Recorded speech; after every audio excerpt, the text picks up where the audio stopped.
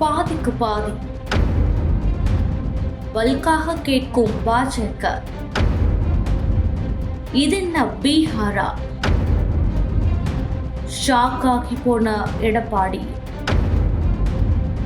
பரபரப்பில் politics. 2026 சட்டமன்ற தேர்தலை முன்னிட்டு அதிமுகவும் பாஜகவும் மறைமுகமாக தொகுதி பங்கீட்டு பேச்சுவார்த்தையை தொடங்கியுள்ளதாக சொல்லப்படுகிறது.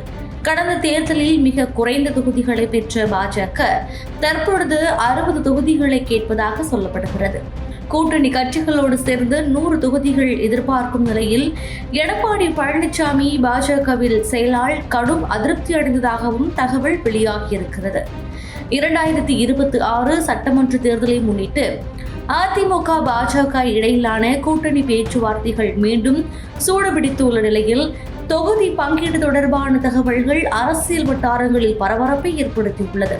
அதிமுகவிடம் இருந்து 100 தொகுதிகள் வரை பெற்றுக்கொள்ள பாஜக உறுதியாக நிலைப்பாடு எடுத்துள்ளதாகவும் அதில் குறைந்தது 60 தொகுதிகளில் நேரடியாக பாஜக போட்டியிட விரும்புவதாகவும் கூறப்படுகிறது. இதனால் அதிமுகவின் எடப்பாடி பழனிசாமி கடும் அதிருப்தியில் இருப்பதாக சொல்லப்படுகிறது. அதிமுக தரப்பிலிருந்து பார்க்கும் பொழுது 234 சட்டமன்ற தொகுதிகளில் வெறும் 134 இடங்களில் மட்டுமே போட்டியிட வேண்டிய நிலை ஏற்பட்டால் தேர்தல் முடிவுகள் சாதகமாக இருந்தாலும் தனி பெரும்பான்மை பெற முடியாத சூழல் உருவாகும் என்ற அச்சம் இருப்பதாக தகவல்கள் தெரிவிக்கின்றன. இதனாலேயே கூட்டணி அமைப்பதில் எடப்பாடி பழனிசாமி மிகுந்த தயக்கத்துடன் கணக்கு போட்டு முடிவு எடுக்க முயற்சித்து வருவதாக அரசியல் வட்டாரங்கள் கூறுகின்றது. இந்த நிலையில் அதிமுகவில் சமீப காலமாக ஏற்பட்டுள்ள உள்கட்சி மோதல்கள் தலைமைக்கு சவாலாக பார்க்கப்படுகின்றன. மூத்த நிர்வாகியான செங்கோட்டையன் தமிழக வெற்றி கழகத்தில் இணைந்தது கட்சிக்குள் பல்வேறு கேள்விகளை எழுப்பியுள்ளது.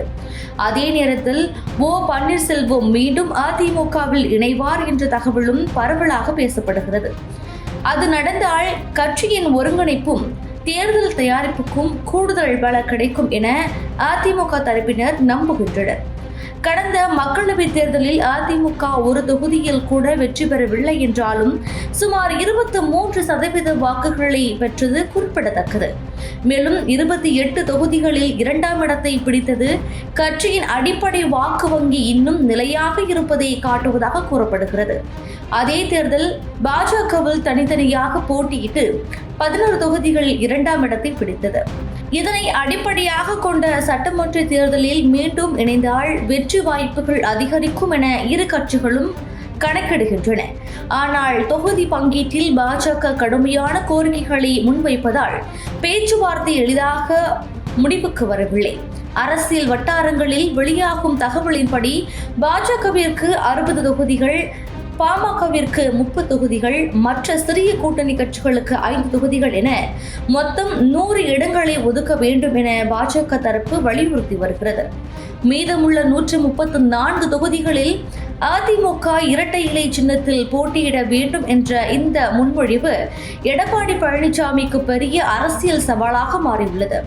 இந்த நிலையில் பிரதமர் நரேந்திர மோடி பொங்கல் காலத்தில் தமிழகமும் வரவுள்ளதாக கூறப்படும் தகவலும் கூட்டணி அறிவிப்பு வேகமெடுக்கலாம் என அரசியல் பார்வையாளர்கள் கருதுகின்றனர்.